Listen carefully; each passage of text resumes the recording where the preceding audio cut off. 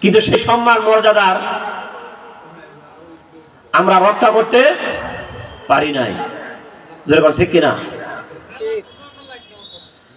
আল্লাহ তাআলা বলেন ওয়াকাযালিকা জাআলনাকুম উম্মাতাও ওয়াসাতাল লিতাকুনু শুহাদা।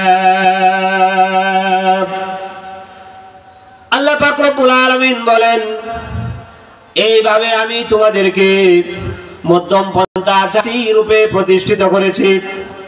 শুহাদা আলান নাস, এ নবীর উম্মত, শেষ নবীর উম্মত, তোমরা দিলের কান দিয়ে শোনো, তোমাদের সম্মান আর মর্যাদা আমি আল্লাহ কতটুকু দিয়েছি।